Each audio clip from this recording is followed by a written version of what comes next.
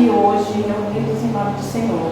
Enquanto muitas pessoas têm essa vontade, têm esse desejo de estar na paz do Senhor e não podem, né, porque são perseguidos, né, no mundo afora, aí tem pessoas que as igrejas estão sendo destruídas, né, pelo homem que não aceita a palavra de Deus. E nós podemos estar aqui, honrando e agradecendo o nome do Senhor. É motivo de alegria. Amém? Vou ler o Salmo, que se encontra no Salmo 27, versículo 4. Ao Deus eterno, peço somente uma coisa, que Ele me deixe viver na sua casa, todos os dias da minha vida, para sentir a sua bondade e pedir a sua orientação. Amém? Vamos nos colocar em pé e entoar o cântico que consta no boletim, quebrantável.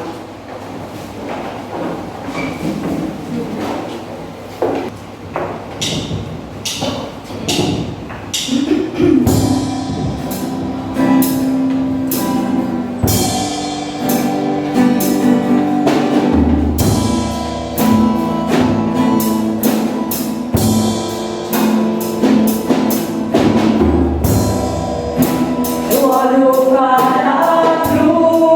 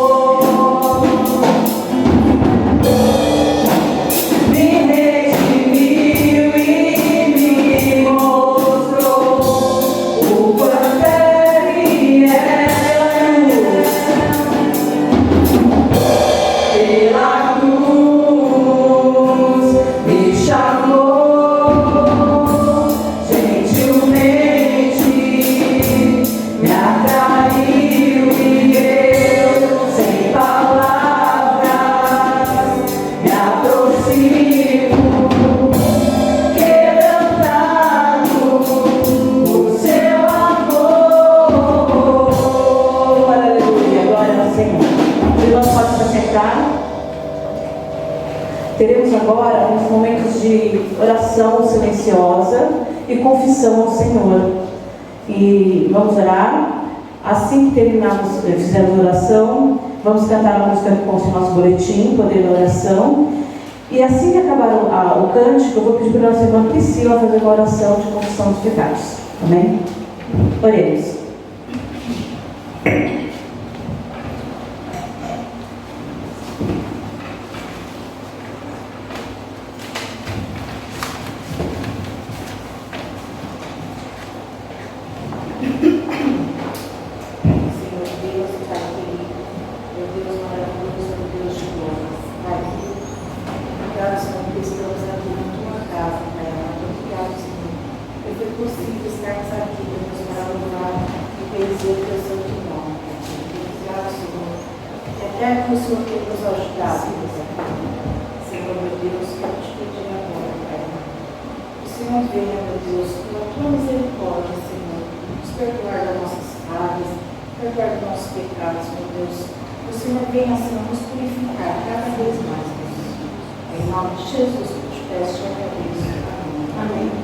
Vamos colocar em pé, então, o quadro cântico que consta também no nosso boletim, Poder da Oração. Quem crê no poder da oração? Amém? Então, nós podemos, através da oração, na nossa conversa com Deus, a gente pode abençoar a nossa família, nossos amigos, a nossa casa, a tudo que está em nossa volta. Então, nós temos que crer no poder da oração. É joelho no chão para que Deus abençoe a nossa vida, não com bens materiais, mas às vezes vai passar por dificuldades. Ele não nos abandona, Ele passa junto conosco, mostrando: estou aqui. Amém?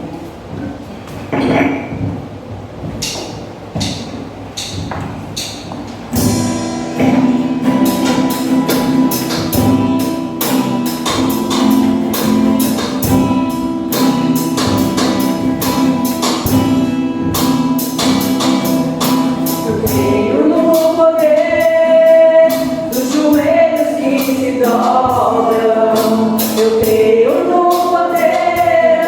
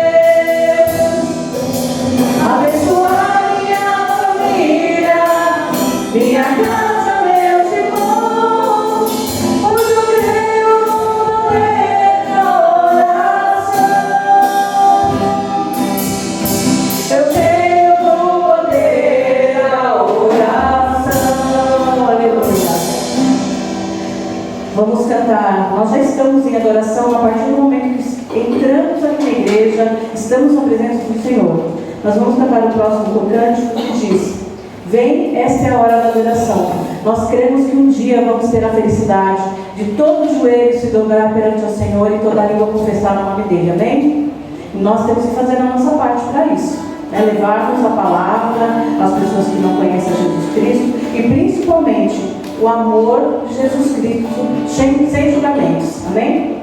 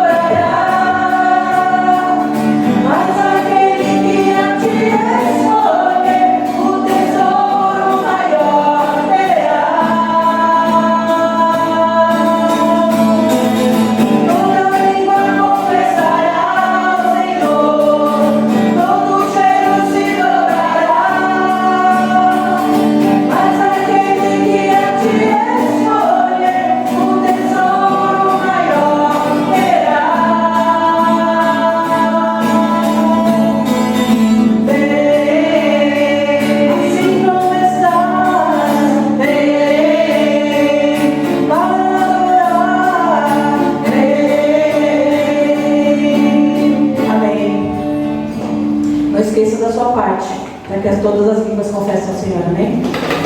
O próximo cântico é o cântico do mês de outubro. A gente começou um pouquinho mais no mês de outubro, mas estamos aprendendo ele, que diz que hoje vai chover perdão e graça. Então, onde há arrependimento, onde há a proximidade do Senhor, chove perdão e graça. Quem crê? Amém?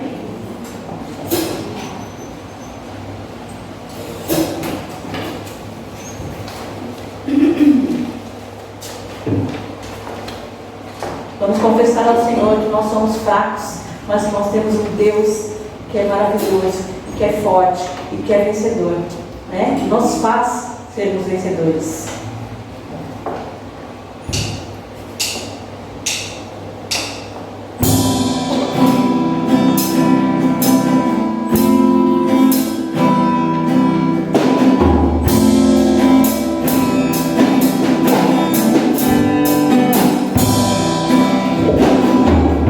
Confesso a ti, Senhor.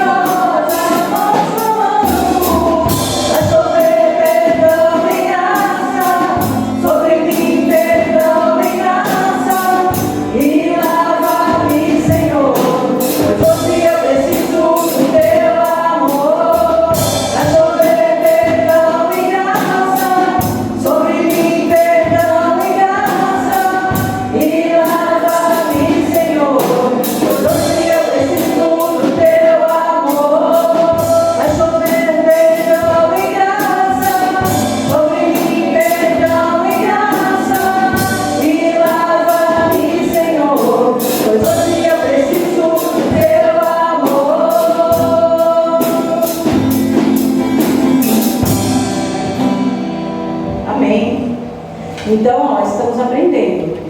Não tem desculpa de falar que não sabe cantar. Você está tendo a chance agora de aprender com a gente. Amém?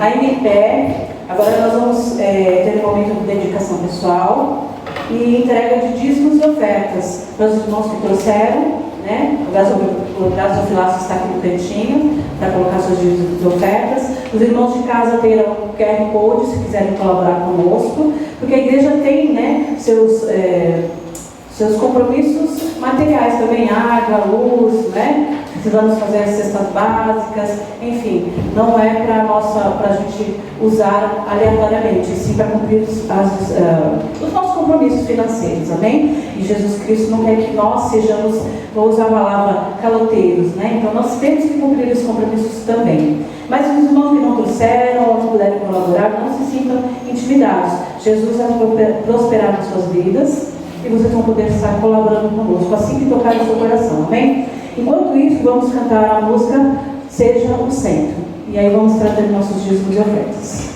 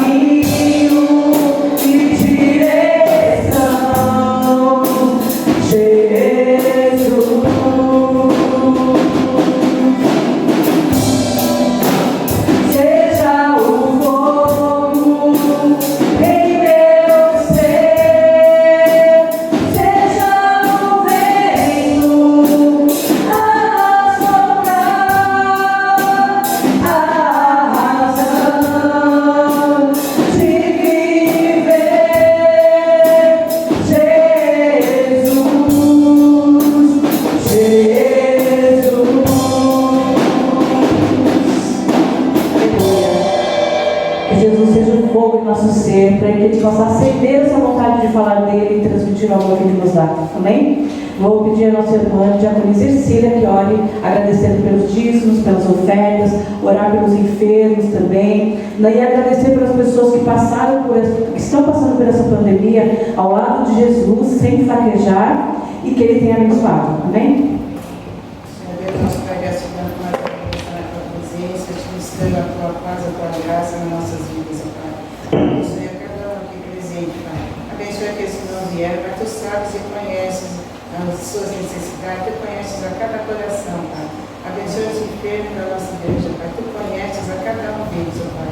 Estenda a tua mão poderosa sobre essas vidas, Senhor, que estão acamadas, que estão doentes, que estão passando, Senhor, por esse problema, Pai. Tu és o nosso Deus, o nosso reforço. Tu és o médico dos médicos, Pai. Acreditamos que tu podes. Ó Senhor Jesus, que possamos estar segurando fortemente as nossas mãos em ti, Pai. Nosso Senhor Jesus, abençoe as ofertas e dízimo que é levantado agora, e que seja administrado de acordo com a tua palavra, Pai. Venha, Senhor Jesus, e que a gente não possa dar sempre, Senhor, dar tudo que é teu, Pai. E ó, Senhor Jesus, que tu venha abençoar ricamente as nossas vidas. Tudo isso nós pedimos e agradecemos, pelo amor de Jesus. Amém. Amém. Saúde a igreja com a graça, com a paz do nosso Senhor e Salvador Jesus Cristo, amém? Amém.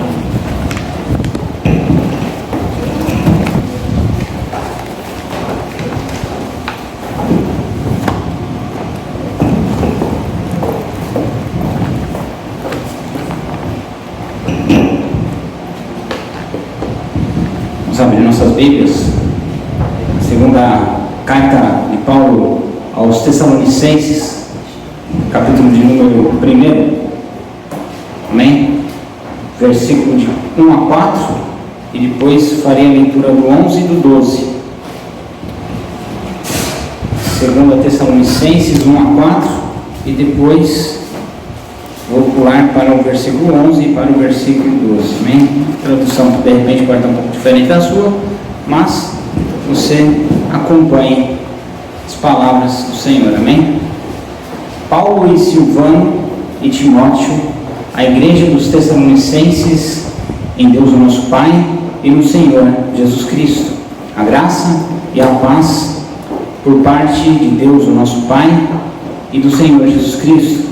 Sempre devemos, irmãos, dar graças a Deus por vós, como é justo, porque a vossa fé cresce muitíssimo e o amor de cada um de vós aumenta de uns para com os outros, de maneira que nós mesmos não gloriamos de vós, das igrejas de Deus, por causa da vossa paciência e fé, e em todas as vossas perseguições e aflições que suportais.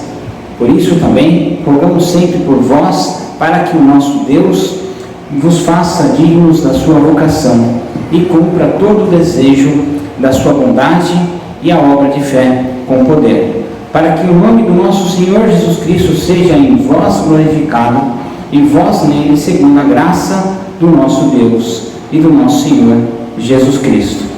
Amém? Leitura ainda do Evangelho de Lucas, capítulo de número 19.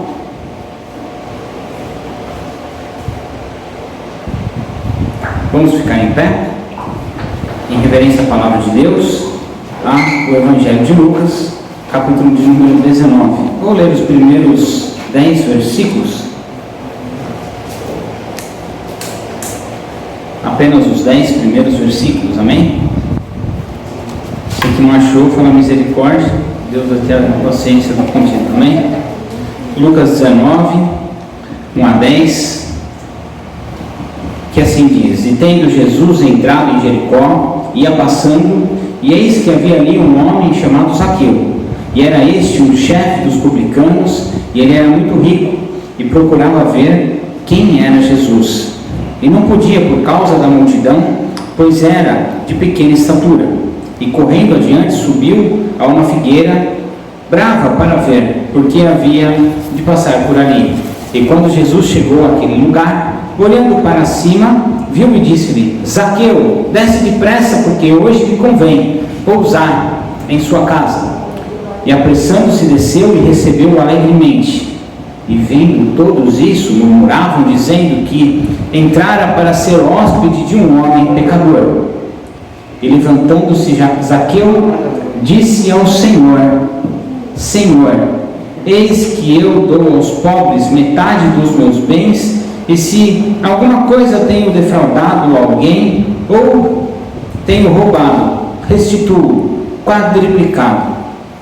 E disse-lhe Jesus: Hoje veio salvação a esta casa, pois também este é o filho de Abraão, porque o Filho do Homem veio buscar e salvar o que estava perdido. Amém? Você pode se assentar. Nós vamos conversar sobre a Reforma Protestante, e eu queria que você, nessa manhã, atentasse às questões que nós vamos conversar, que são pontos históricos, mas eu não vou aqui dar uma aula de história, viu, gente? Então, vai ficar uma coisa até meio cansativa, porque são muitos assuntos, mas nós vamos pincelar, evidentemente, questões da história para pautar a nossa reflexão. a reforma, então assim, antes de qualquer coisa, eu vou dizer para vocês algumas coisas que nós não vamos tratar a respeito da reforma, porque aí eu saio com a sensação de dever cumprido e você não sai daqui com aquela sensação de que ficou faltando alguma coisa, tá bom? Então a reforma protestante, né, não é, ou pelo menos não deveria ser, um discurso de ódio contra a Igreja Católica Apostólica Romana. Quando você se lembrar de reforma protestante, você não deve abominar a Igreja Católica Apostólica Romana pelo fato de que eles adoram imagens, né? Nós não adoramos, nós cremos que o Senhor Jesus é o nosso Salvador, o nosso Redentor, mas nós não devemos ter o ódio por eles terem a convicção da adoração aos santos, das imagens. Então, quando você ouvir esse nome Reforma Protestante, não tenha ou não atribua algum ódio aos católicos, ainda que eles possam ter essa questão de fé que é diferente da nossa, mas nós não devemos ter um sentimento, uma sensação de ódio em relação a eles. O segundo ponto é que a reforma protestante não tem como objetivo mostrar a nossa superioridade, né, intelectual diante de outras religiões, até mesmo cristãs, pentecostais ou neopentecostais, né? Nós não somos maiores ou melhores do que ninguém, né? Os pentecostais, os neopentecostais são tão irmãos em Cristo como nós somos uns dos outros. Então, quando você ouvir reforma protestante, não é para se achar superior a outras igrejas cristãs, que não levam o título de reformadas, mas são evangélicas, e elas merecem também o nosso respeito. Assim como nós devemos respeitar os pentecostais e neopentecostais, por um lado, nós devemos respeitar também a Igreja Católica. Mas o nosso dever, ao lembrarmos então do nome Reforma Protestante, recordarmos da nossa identidade, das 5 marcas que nós estamos conversando ao longo dos domingos, né? Então, falamos sobre a fé, né? A fé em Jesus Cristo, a fé em Deus, a fé que é a palavra de Deus, né? Ela é um livro de fé e prática, então nós devemos ter fé, primeiramente, no que está escrito. O segundo ponto é o que eu estou falando agora, a Escritura, somente a Escritura. Então, a palavra de Deus, ela é revelada para nós através da Escritura Sagrada. Naquela época da Reforma Protestante, é importante pontuar que a Bíblia não era levada em consideração. Não se levava em consideração ao escrito bíblico, e sim ao que se dizia, ao que as pessoas falavam para as outras pessoas fazerem. Entende? Então, assim, é como se não precisa ler, né? Você tem que fazer aquilo que eu estou mandando, ou aquilo que eu estou pedindo, ou aquilo que eu acho que é mais importante do que a Bíblia. A palavra de Deus era uma coisa que não era levada em consideração pela própria igreja. E isso era um motivo também que o próprio reformador Martinho Lutero, ele teve a consciência de pensar e de traduzir a palavra de Deus ao povo, para que o povo pudesse ter acesso. Então, quando nós entendemos que a palavra é primeiramente um livro de fé e prática, é porque no passado, inclusive, as pessoas queriam ditar aquilo que tinha que ser feito, aquilo que você tinha que pensar, e até começavam a inventar coisa, né? Então, nós já conversamos um pouco sobre isso. A fé, a nossa fé, que é revelada para nós através da palavra de Deus, é de um Cristo que é o centro do nosso culto, o centro da nossa adoração, é o centro da nossa fé. É o Senhor Jesus Cristo que salva os nossos pecados. Os nossos pecados são pelo amor de Jesus Cristo, que está na cruz, no Calvário, que ressuscitou no 3º dia e que vive está. Esse Jesus que morreu em favor de você, essa história linda está na palavra de Deus. Então não tem como nós desassociarmos a nossa fé à Escritura e a Jesus Cristo. E este amor, este ato incondicional é a graça, é um favor imerecido. Foi Jesus que pagou o preço por você. Você não precisa fazer mais nada além de reconhecer o sacrifício que Ele fez por você, além de aceitar Jesus, levantar a mão em algum culto, um apelo, em algum momento da sua vida, quando você sentir o toque do Espírito Santo no seu coração. Mas isso é o efeito da graça, porque Ele morreu primeiro, antes mesmo de você nascer. Ele conhece a sua vida, Ele conhece a sua identidade, Ele sabe pelo que você passou, pelo que você passa. e ainda Ele sabe aquilo que você ainda vai passar.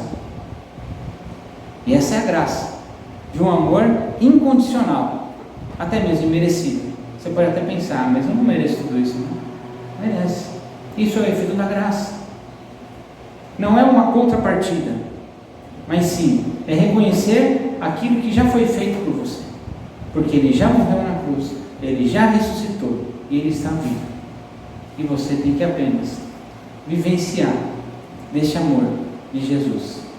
E a glória não deve ser dada aos homens, a glória não deve ser dada a pessoas, não deve ser dada a instituições, toda a glória deve ser dada a Deus. Então esses são os pontos cruciais da reforma protestante. É isso que o reformador pregava e tinha então o objetivo de reformar a igreja. Ele não queria dividir, ele não queria criar uma outra igreja, ele não queria criar uma outra denominação, mas ele tinha um único sentimento de renovar a convicção e a fé das pessoas, até mesmo da liderança.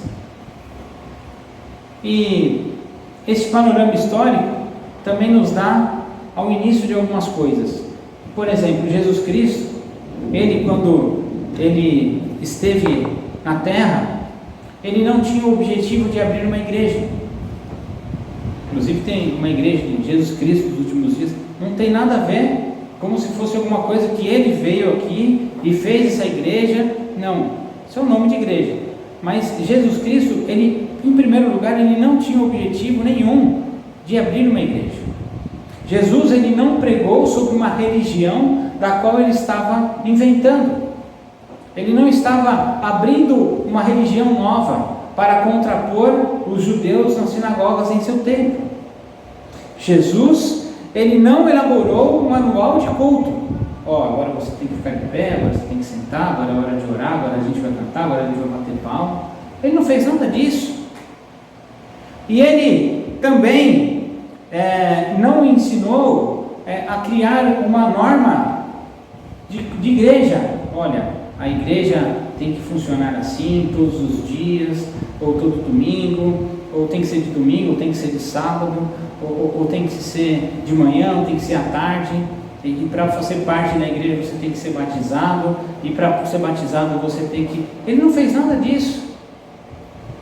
Jesus Cristo, Ele não fez absolutamente nada disso. E aliás, Jesus Cristo não escreveu sequer um versículo da Bíblia. Você sabia disso?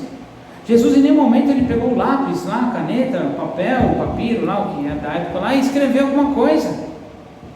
Embora Ele conhecia muito ricamente o Antigo Testamento, Ele sabia muito as escrituras então que ali eles possuíam como o seu livro de identidade, mas Ele não escreveu nenhum capítulo, nenhum versículo, nenhuma linha.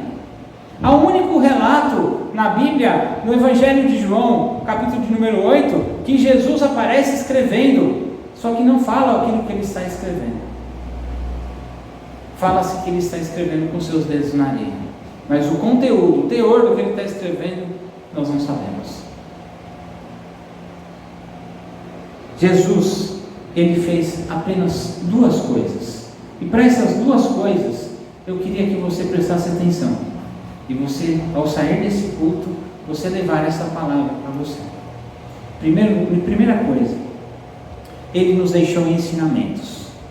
Jesus nos deu lições, coisas para o nosso dia a dia, até hoje, que serviu para aquelas pessoas lá atrás e que serve para nós hoje. Jesus, Ele nos ensina, por exemplo, amar. Amar de uma forma incondicional. Amar acima de todas as coisas. Aliás, quando Ele é questionado sobre os mandamentos, até de uma forma um tanto quanto provocativa, para ver se eles pegavam Jesus falando alguma bobagem, Ele responde para aquelas pessoas exatamente isso. Olha, se eu for resumir os mandamentos, eu resumiria em dois. Primeiramente é amar a Deus acima de todas as coisas. E aí nós podemos entender que é amar acima de tudo mesmo, inclusive daquilo que nós queremos, daquilo que nós almejamos. Amar a Deus acima até mesmo de bens, de propriedade, de posse. É se esvaziar de si mesmo e amar primeiramente a Deus. Em segundo lugar, Jesus nos ensina que nós devemos amar ao próximo como a nós mesmos. E aí então ficam duas questões que nós devemos trabalhar, que a primeira é uma pergunta: será que nós realmente nos amamos? Gostamos de nós mesmos? Queremos de fato o nosso bem? Precisamos trabalhar isso. Se a resposta não for não. Agora, se a resposta for sim, se você ama você verdadeiramente, se você gosta de você como você é, você deve então amar o próximo como a ti mesmo. Você deve tratar as outras pessoas da forma como você queria ser tratado. Você deve respeitar as outras pessoas da forma como você queria ser respeitado ou respeitada. Ou ainda mais, você deve ouvir as outras pessoas da forma como você gostaria de ser ouvido ou ouvida. Isso tudo é o bloco do amar.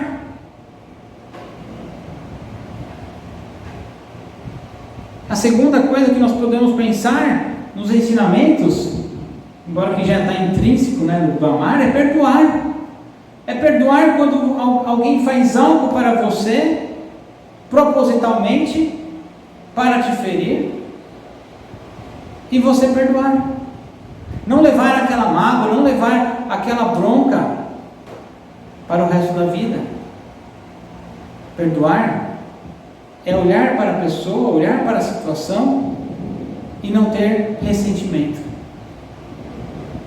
É até mesmo você não estando errado, você ou errada, estando certo ou certa, é virar para a pessoa e falar assim: olha, me perdoa, porque alguma coisa aconteceu entre nós e a gente não está bem, mas eu também te perdoo.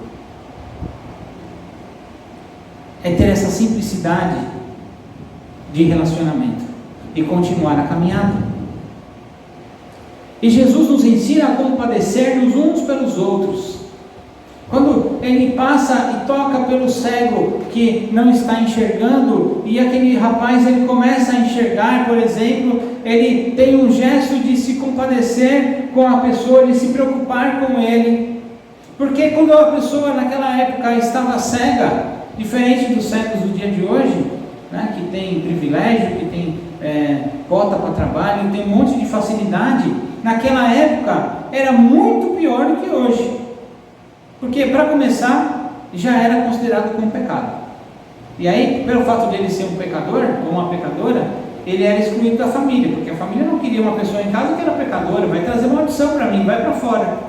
E aí, quando ele ficava para fora, ele não podia trabalhar, porque ele era cego. Ninguém queria uma pessoa que era pecadora e cega para trabalhar. Então ele era colocado à margem da sociedade, na entrada principal da cidade, e lá ele ficava pedindo dinheiro. Era o que restava para ele. Ele ia morrer daquela condição. Jesus, quando ele faz o milagre, ele não só possibilita então que aquela pessoa volte a enxergar, mas que ele também seja regenerado na sociedade, ele é reconstituído na família, as pessoas recebem-o de volta, a sociedade permite que ele consiga um emprego, ele consegue trabalho, consegue dignidade, porque ele simplesmente se compadeceu daquela pessoa.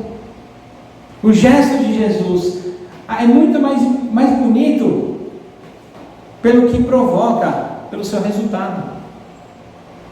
Jesus, ele anuncia o reino de Deus, falando que há salvação entre nós, quando um pecador se arrepende, quando um pecador reconhece que fez um monte de coisa errada, e todo mundo julgando, falando que ele é pecador, Jesus não pode andar com esse tipo de gente. Jesus vai lá, come na casa da pessoa que é pecadora, e vê essa pessoa se arrependendo e mudando seus caminhos. Olha, se eu roubei, eu devolvo 4 vezes, e ainda vou dar aos pobres, e ainda vou ajudar quem precisa. É ver que o reino de Deus é o futuro, é o céu, é a rua de ouro, como está nos relatos da Bíblia. Mas é ver que o reino de Deus, ele começa agora, quando nós começamos então com pequenos atos e ações com o próximo. É o já, mas é o ainda não. É agora, mas é também o por vir.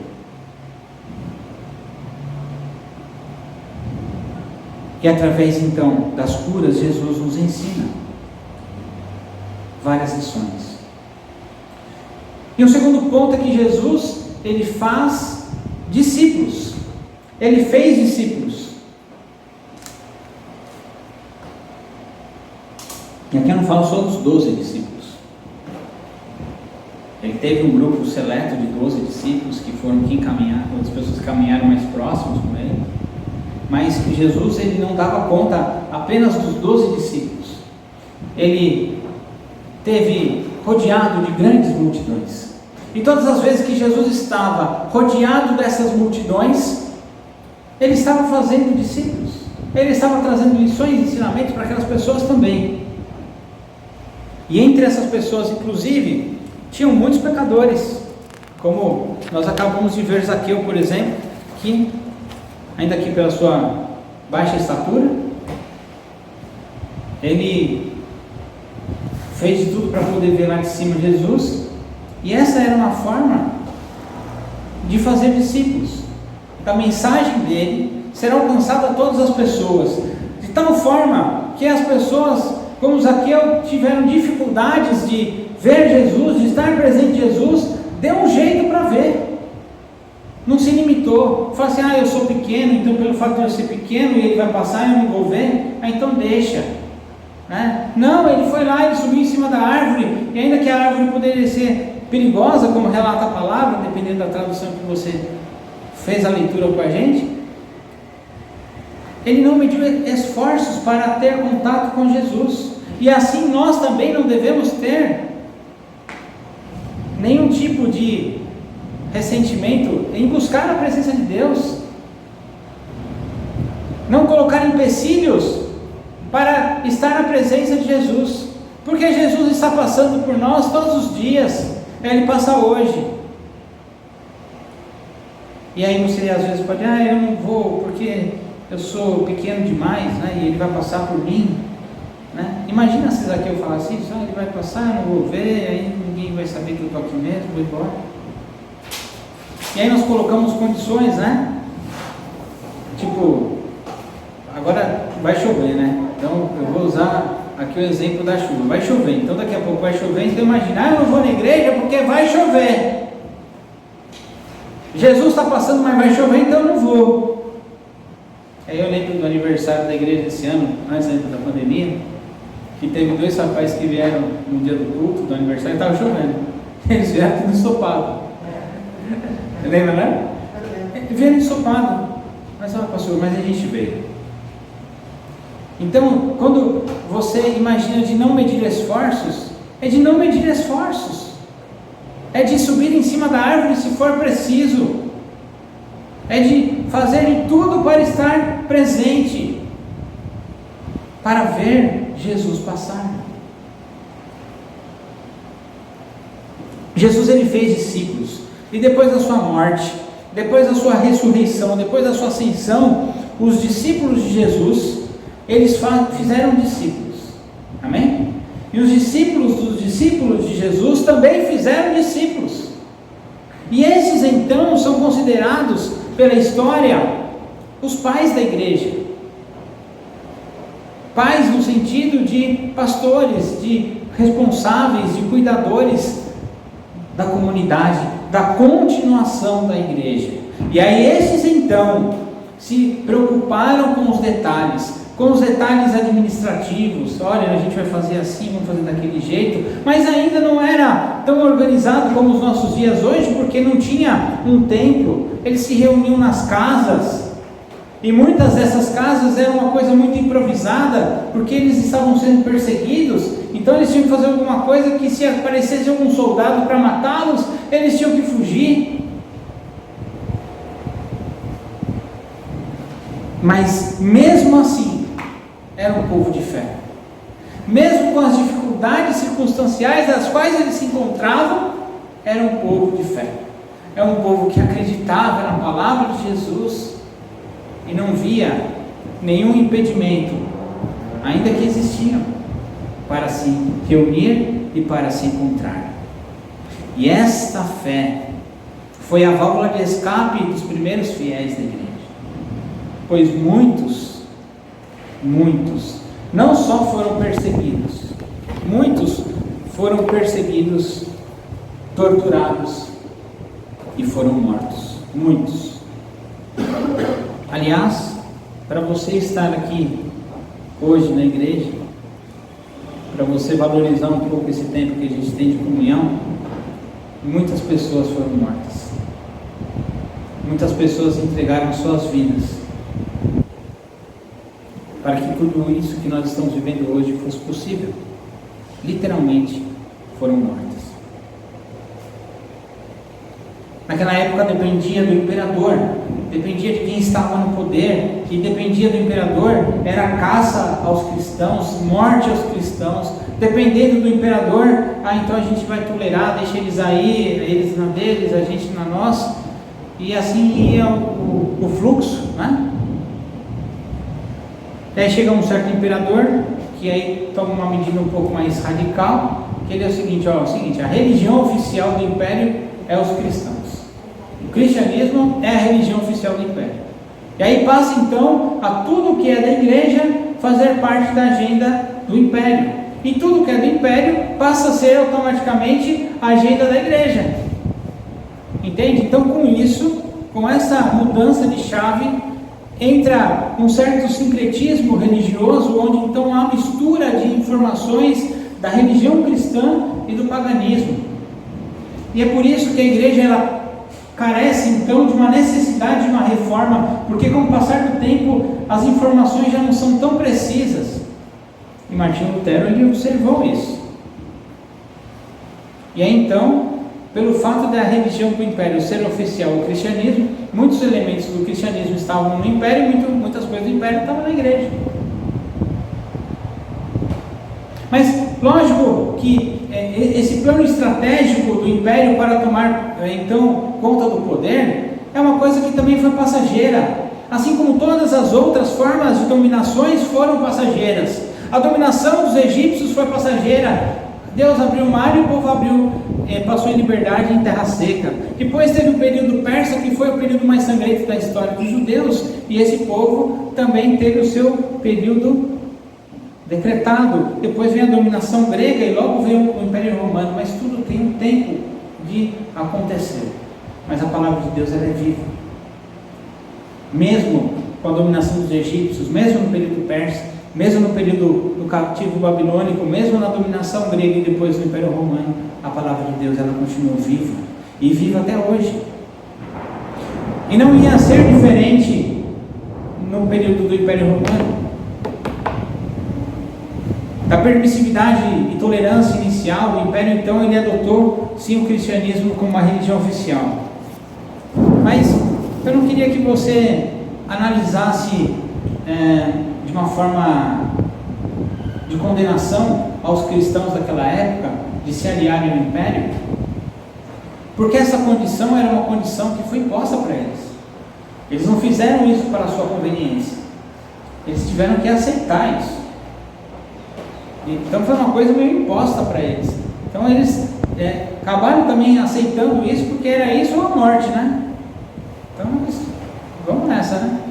Não vou negar Jesus? Não, então tá bom. Foi por conveniência de um lado, mas não tinha escolha. Então, aos poucos a igreja vai perdendo a sua identidade, ela vai adicionando elementos pagãos da sua tradição, né? O império tem então uma influência sobre a igreja, né? E também sobre as pessoas. E a prática das indulgências é uma das práticas, por exemplo, daquela época, que dizia que o som da moedinha que ela caía no gasofilácio, ela era o som das almas que estavam no purgatório, estavam indo para o céu. Isso não está na Bíblia, tá, gente? Era o que o povo falava na época. E era um voto de gratidão. E quanto mais moedas você colocava, evidentemente o som era maior, então a satisfação da alma era maior. Entendem por que a igreja precisava de uma reforma? Entendem por que as pessoas precisavam ver e voltar-se novamente para as Escrituras? Porque tudo aquilo que não é dito a partir da Bíblia, das Sagradas Escrituras, é invenção. é coisas para nos confundir, é coisa para nos levar para caminhos tortuosos. É bonito ouvir que a alma daquela pessoa que eu tanto amava, que morreu, está me agradecendo agora e está indo para o céu. Mas é mentira. Não é bíblico. Não há evidências científicas, históricas, não há.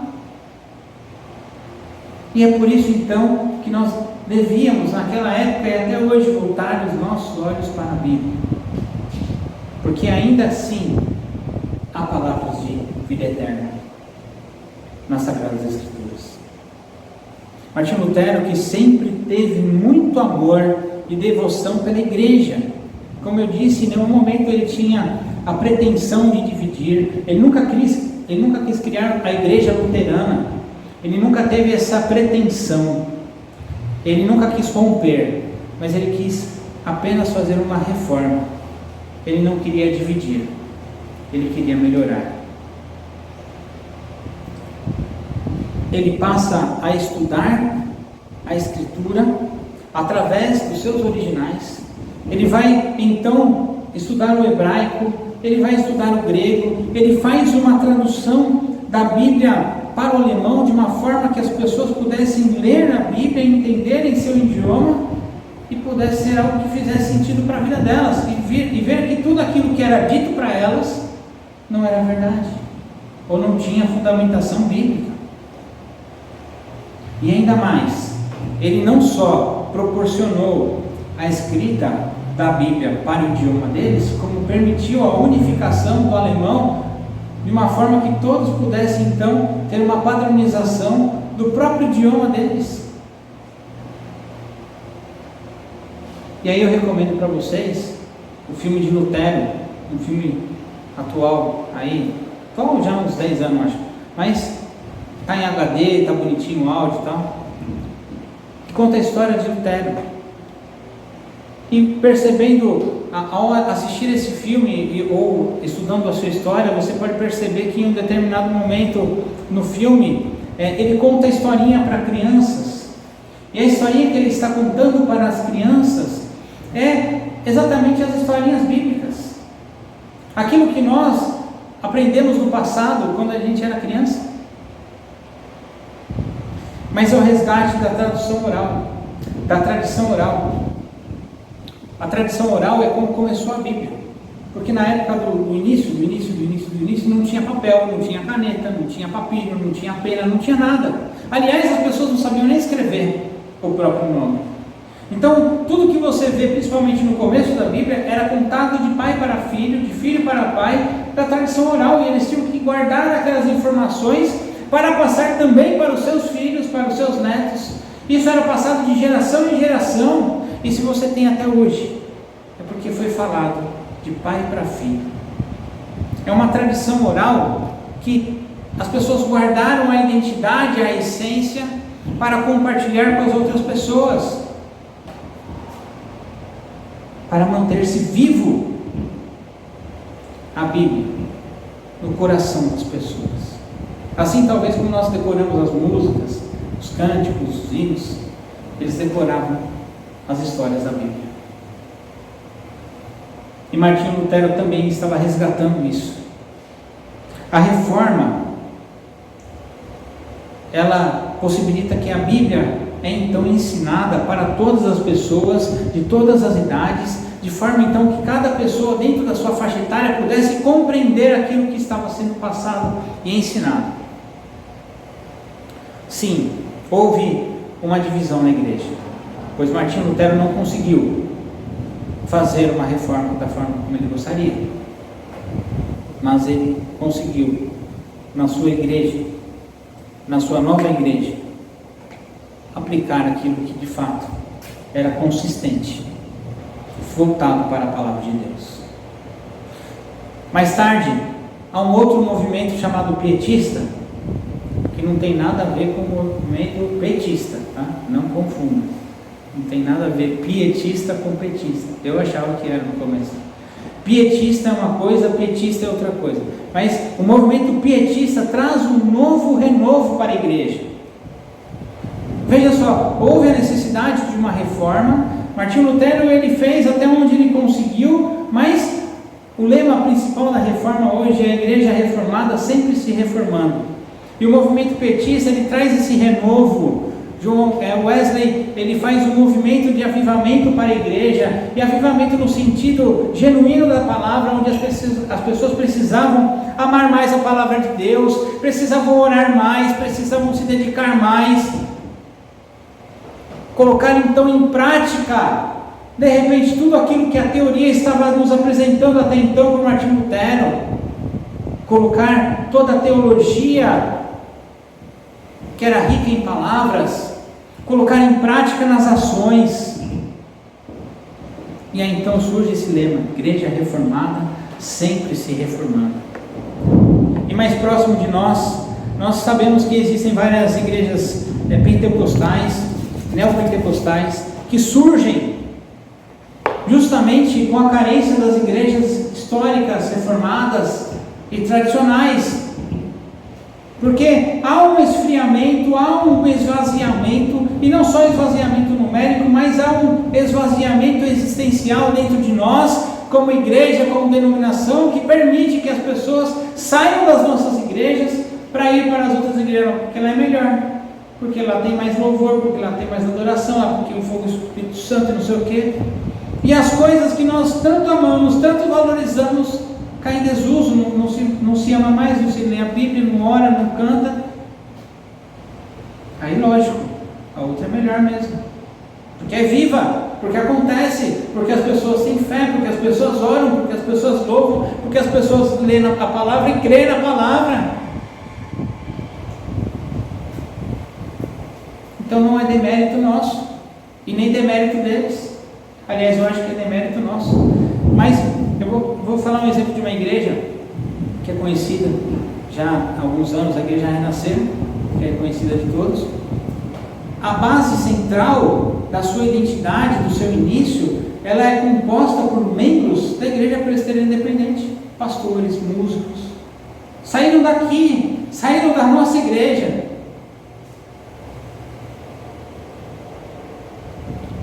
Porque não valorizamos mais uns aos outros, porque não vivemos aqui o melhor de Deus para nós aqui, na nossa igreja, porque sair daqui para uma outra igreja para falar que lá é melhor, sendo que você também faz parte desse corpo, você também pode fazer algo melhor aqui. Se você não concorda com algo, você também pode fazer melhor aqui, que a palavra fala que nós somos um corpo.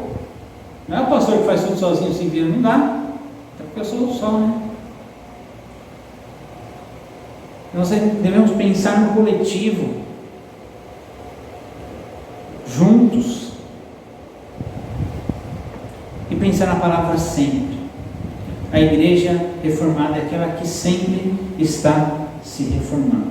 A igreja reformada é aquela que sempre está passando por mudanças. Aquela igreja reformada é aquela que sempre está olhando as necessidades da sua realidade, olhando as necessidades do povo onde ela está inserida.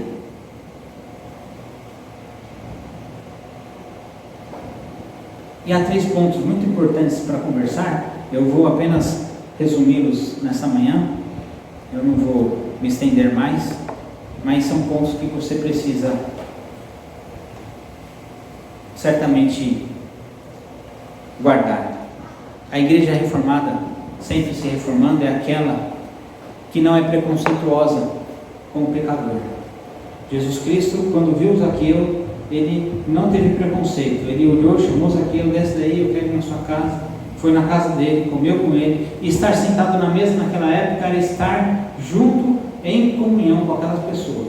Então Jesus comeu na mesa com o pecador. Não ser preconceituoso é estar convivendo com o pecador. Ele é pecador, eu também sou. O pecado dele não é mais feio do que o seu.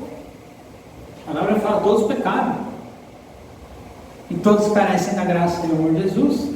E não é o fato dele ser pecador ou ela ser pecadora que deve nos afastar. Você assim, não, eu não vou andar com ele, eu não vou comer com ele, eu não quero saber, vou bloquear, não sabe porque é pecador ou pecadora. Nós não devemos ter preconceito pelo pecado do próximo.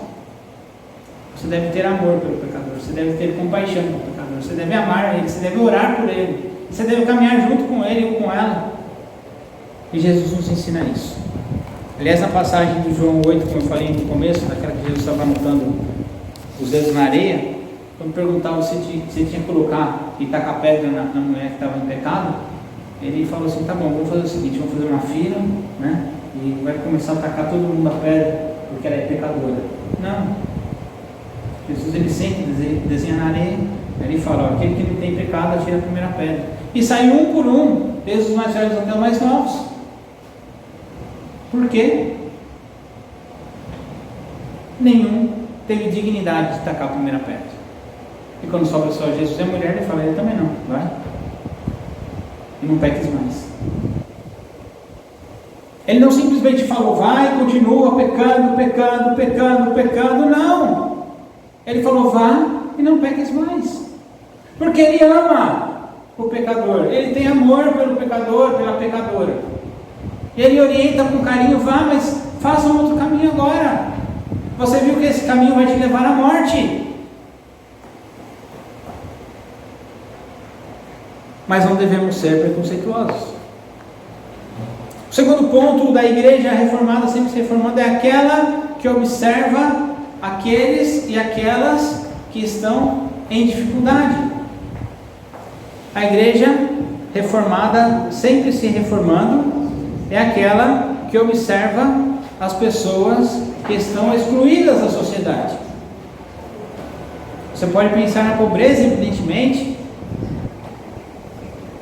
mas a maior pobreza dos nossos dias é pobreza espiritual, porque há muitos ricos que estão indo para o inferno, porque não tem contato com a palavra de Deus, porque não creem a palavra, não têm acesso.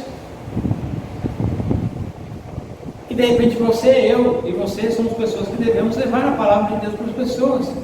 Então, devemos observar os pobres, aqueles que não têm condições de pagar as suas contas, de comer, de se alimentar, devemos ajudar com cesta básica, mas devemos falar da palavra de Deus para todos, porque sejam ricos ou sejam pobres, todos precisamos da palavra de Deus, todos nós precisamos ter contato com a palavra de Deus.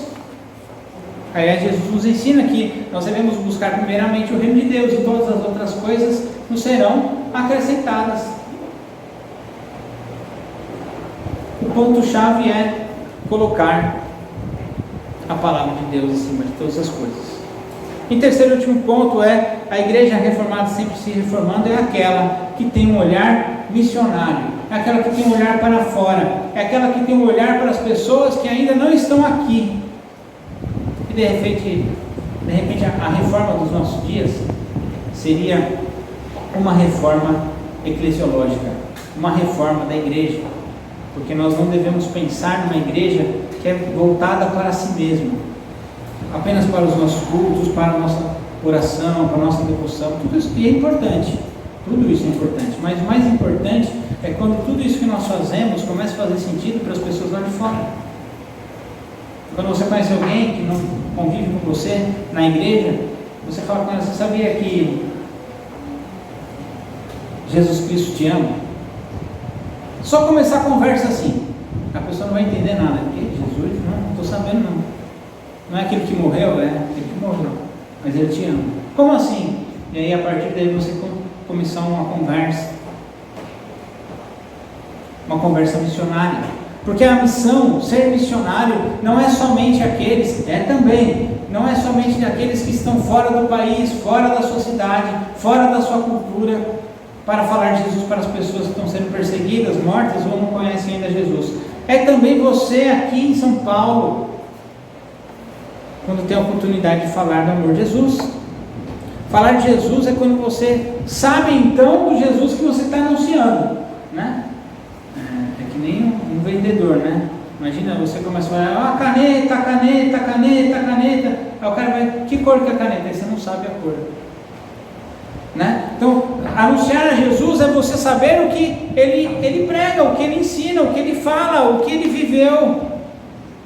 E não tem como você falar de um Jesus que você não conhece. Não tem como também uma pessoa, por outro lado, falar que não aceita a palavra de Deus, se ela também não conhece. Mas você não crê por quê? Você já leu?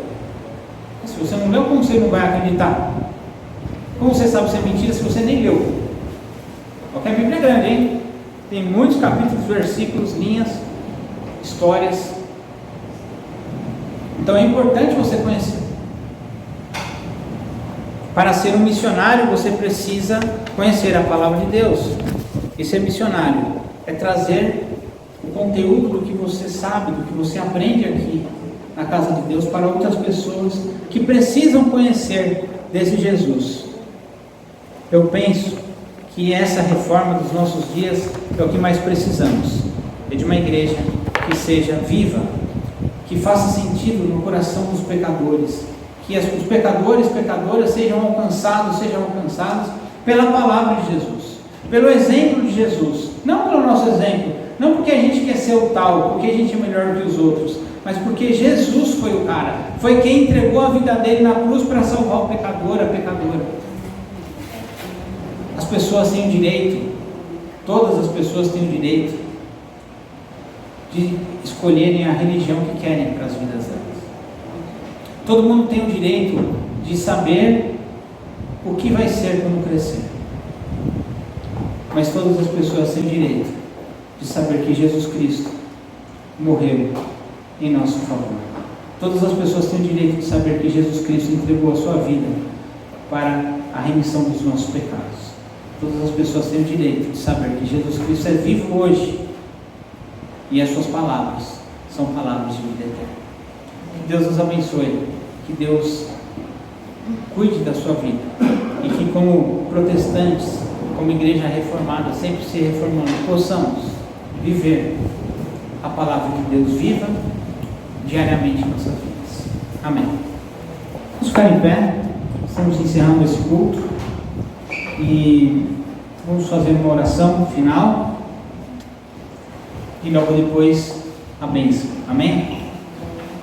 Pai, hoje a Tua palavra foi viva em nossos corações, a Tua palavra foi acesa e despertando em nós talvez questionamentos, mas provocando em nós para que pudéssemos refletir à luz da Tua Escritura Sagrada aquilo que nós precisamos ainda melhorar em nosso cristianismo e nossas vidas. Que a Tua palavra continue fazendo sentido, ó Pai, para cada um de nós. Que a Tua palavra possa servir de referencial para as nossas vidas. Todos nós precisamos, se já não tivemos, ter um contato contigo. E nós que já tivemos um contato contigo nessa manhã, nós fazemos um voto, ó Pai, renovando a nossa fé, renovando a nossa convicção contigo. Guia os nossos caminhos, guia os nossos passos. Oramos em nome de Jesus. Amém.